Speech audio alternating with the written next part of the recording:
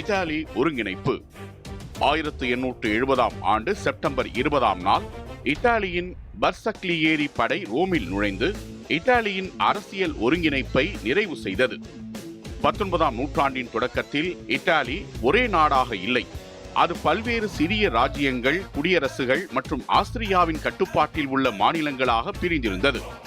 தேசியவாத தலைவர்களான கவூர், கரிபால்டி மற்றும் மன்னர் விக்டர் II இமானுவேல் ஆகியோர் இத்தாலிய பகுதி முழுவதையும் ஒரே ராஜ்யத்தின் கீழ் ஒன்றிணைக்க முயன்றனர்.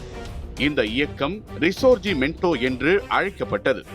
1861ஆம் ஆண்டு வாக்கில் இத்தாலியின் பெரும்பாலான பகுதிகள் ஒன்றிணைக்கப்பட்டன. 2ஆம் விக்டர் இமானுவேல் தலைமையில் கிங்டம் ஆஃப் இத்தாலி அறிவிக்கப்பட்டது. ஆனால் ரோம் மற்றும் அதன் சுற்றியுள்ள பகுதிகள் மட்டும் தனியாக இருந்தன.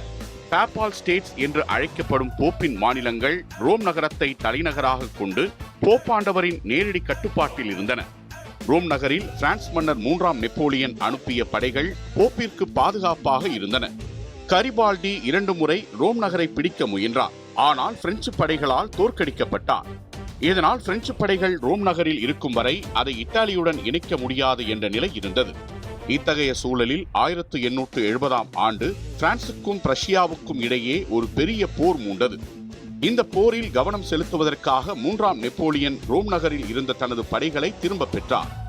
பிரெஞ்சு படைகள் விலகியதும் இத்தாலிய படைகள் தளபதி ரஃபேல் காடோர்னா தலைமையில் ரோம் நோக்கி சென்றன.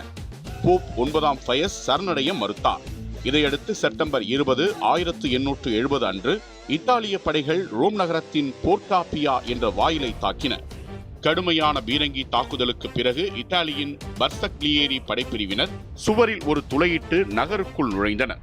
எதிர்ப்பை கைவிட்டு போப் சரணடைந்தார். இதன் மூலம் ரோம் நகரம் இத்தாலிய ராஜ்யத்துடன் இணைக்கப்பட்டது. ரோம் அதிகாரப்பூர்வமாக ஒருங்கிணைந்த இத்தாலியின் தலைநகராக அறிவிக்கப்பட்டது. இந்த நிகழ்வு போப்பின் 1000 ஆண்டுகளுக்கும் மேலான அரசியல் அதிகாரத்தை முடிவுக்கு கொண்டு வந்தது.